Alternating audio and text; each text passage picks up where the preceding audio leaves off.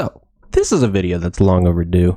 Now, one of the most confusing parts about Guardian Tales is the awakening system. Now, not the actual application itself, but personalizing, customizing, theory crafting, and prioritizing who you apply hero awakenings to drastically affects how the game progresses for you. So, not only am I going to show you what I've done, I'm going to talk a little bit about what you should be doing.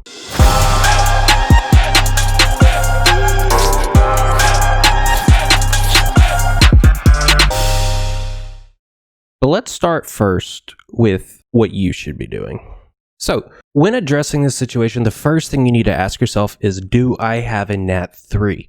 Now, if you don't know what a Nat 3 is, it's those heroes that come in the white box that start out with 3 stars. Nat 3, natural 3-star. You'll see it written Nat 3 asterisks. These are also known as unique heroes.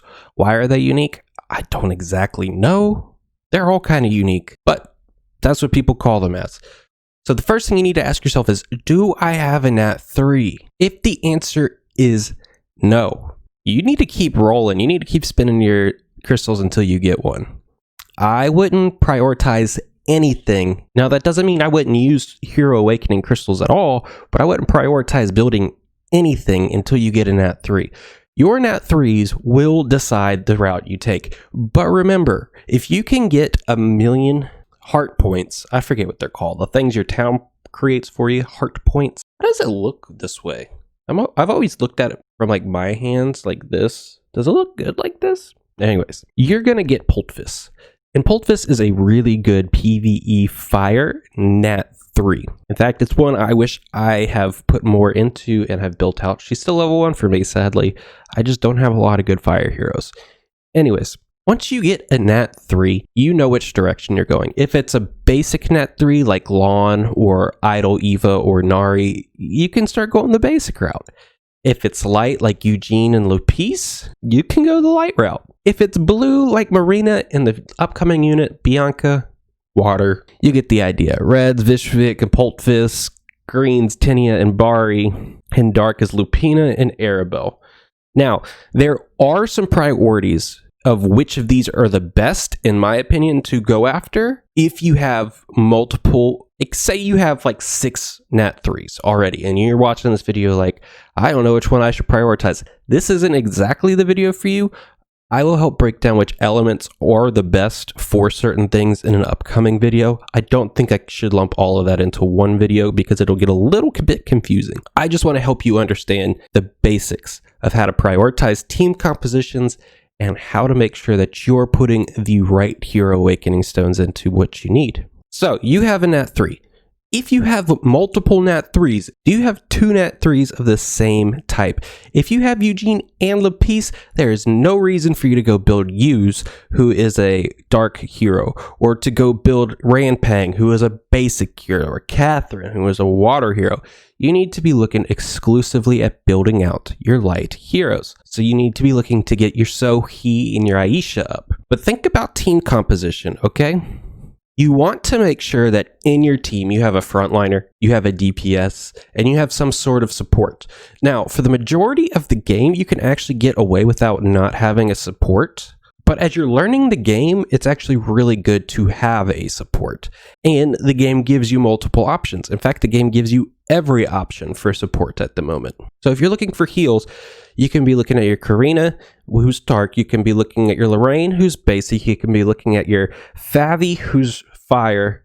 Right? Favi's fire? Or is Favi water? I think she's water. Yeah, Favi's the fire one. Or no, Favi's the water one, and Lavi is the fire one. Okay.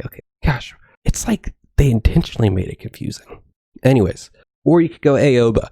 Out of those, Karina and Favi are the best heroes to move outside of their element. Aoba is a good healer, but she's not great for those specific. She's not great outside of those. So of those two, and Karina and Favi, maybe Favi is slightly better for what you want to do, but Karina is also really, really strong. So whichever one you get first, you could go with. So let's just stick like we're on light. Okay, we have just Eugene. Okay, we have our frontliner. We're going to be throwing Aisha back there. She's going to be doing crit damage. She's going to be providing crits to our team. She's going to be giving us an attack buff and percent health. Then we're going to be adding Sohee. Sohee is going to be our primary DPS, and she's going to give us percent skill regen. And then you're going to be building Favi.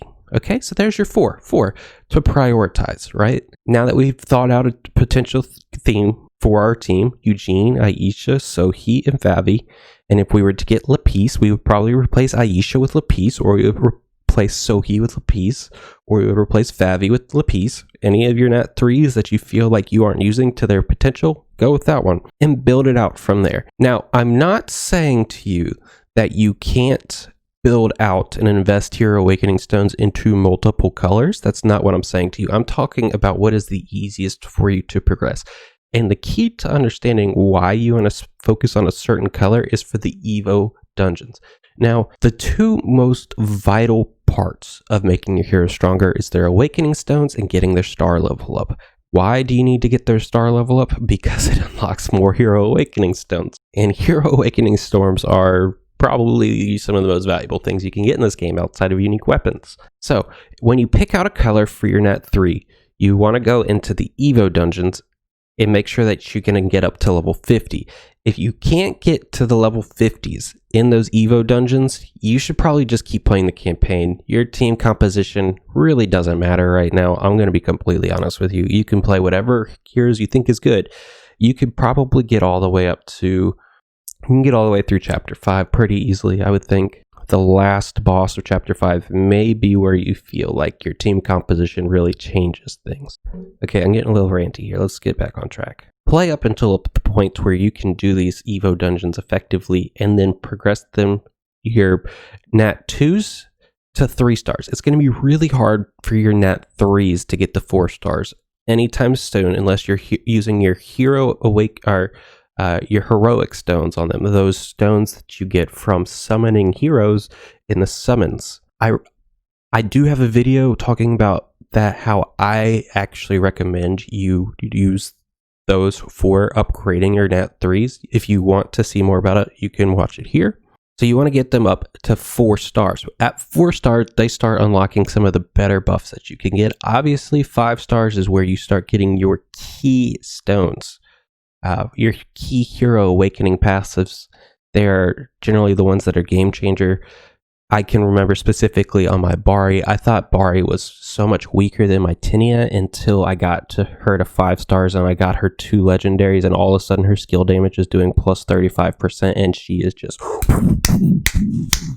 I mean, so anyways, pick a color, go down the color, grind out the Evos, and prioritize putting your awakenings into those colors first and foremost. You want to max out your team as quickly as possible for Arena, for Coliseum, for your higher level dungeons. You want to make sure that you have them prioritized. And when I say max them out, I'm not even saying you need to do every awakening. So this is where we can get back to, you can start, remember earlier when I said that you could be putting hero awakening stones into things without prioritizing them? This is what I mean. You want to be making sure that the heroes that you're using, you're putting hero awakening stones up to their key passives. And what are their key passives? And their key circles, they're the ones that have the portrait of the character in it. Build to that, finish those. You can do that for any character that you think you're going to be playing often, and it'll make the world of difference, especially the first ring, because that unlocks their secondary skill. And as you progress through the rings, build straight to those stones, those key passives. On each of the characters you're playing, build out to those based off what star they're on. There's going to unlock some more with each star that's opened up. So build to those, fill out those passives, each legendary stones, your dream stones for those things. And your Nat 3s, just go ahead and fill out everything. Put everything in there that you can. But make sure you're building out those key ones for anything that you're going to use. So when you're early in the game and you're like, oh, I don't have any Nat 3s, what do I put it on? Just whatever heroes you're enjoying playing, just build out their first main circle and then build out potentially to others if you see their character symbol in the middle of one of the circles. Once you have a team done, Obviously, you can then pick another color to start on. That's where I'll show you what I'm doing right now. So here we are at my hero page. As you can see right now, I'm running the composition of Bari, Tenia, Nari, and Aoba. My logic behind this is that Nari boosts range, or she shreds ranged defense. So at the end of her attack phase, she is making it to where Bari and Tenia and Aoba can do additional damage and really shred through. And let me tell you, it really makes a difference against a lot of different team comps that I've seen in Coliseum. And depending on what I'm facing, be it a specific matchup in Coliseum or a specific tower matchup that I'm going into on this orbital lift, I've had to match things up, or a PvE instance. Whatever I'm running into, there's 3 different combinations where my team is currently going through. Now I will rotate out these 2. When I told you to pick 2 in your cores, this is what this is. I started the game and I rolled it until I got one. It was the Tenia banner. I ended up getting Tenia. So with Tenia, as you can see, I've basically gone and done everything possible up to a certain point where I said, maybe it's not worth it anymore. These skills are very expensive and their passives aren't providing me what I need, but I have a lot of the good things going right through here. And so I put whatever I could into Tenia. I was running Tenia, Aoba, Craig. When I got Craig, and before I got Craig, I ran Marvin. And so you can see a general pattern for where I'm going here, right? So what I generally do is I will rotate in Craig, or I will rotate in Marina, or I'll put in Marina. If I need a drastic frontline, I will run this composition right here. Now, specifically for Earth units, most of you are going to want to run Craig. Craig is better than the majority of Nat 3s. In fact, depending on what I'm up against, I will just run this. And for the majority of the game, up until Nari was released, I ran this, and there was no pivoting whatsoever. This is an incredibly strong team comp. So this is what I focused on. We can go into Bari, and you will see that I have built out just about everything I could afford until it got to a certain point, and I decided I need to reprioritize on someone else. As you can see, once I learned what I am sharing with you, I built straight out to these. I circled them, and I did them, and then that was the end of it. But you will see on someone like Marvin that I did not understand this process the entire time in my career. So let's zoom in on Marvin. Marvin, I had no goal in sight here. Look at this. I just built things. I was like, oh, tank, he's a tank. I want to do these big green circles. That's what I want. No, I needed this. HP increase plus 6%. I needed this. Party HP plus 2.6%. I needed this. Party HP 1.2%. Those would have been so much better than the things that I built here. Party 0.2%. Think about it.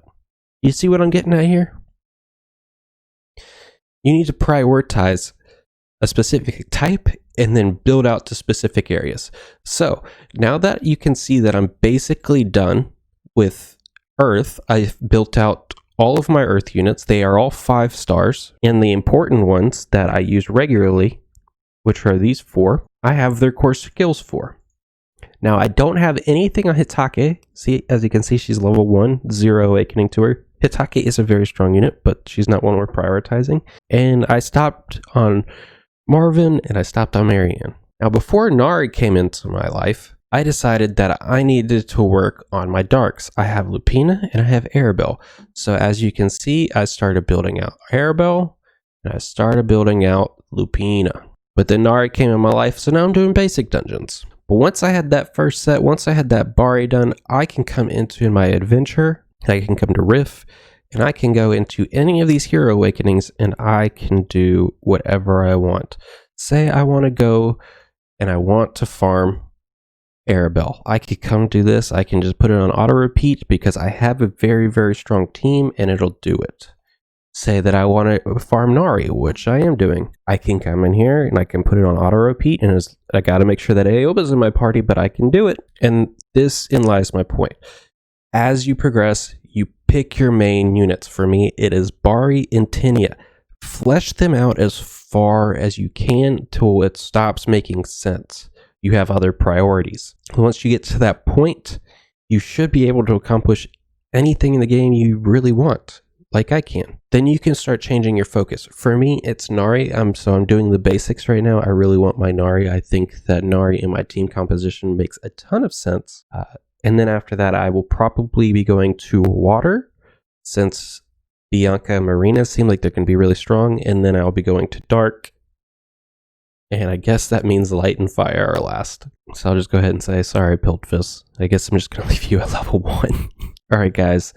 I think that should more or less cover you with what you need to get done in this game.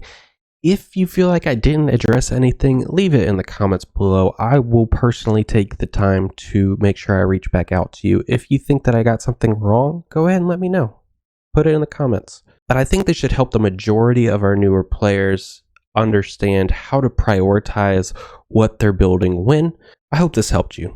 If you want more insight on a specific subject within Guardian Tales, also let me know that in the comments. Take care.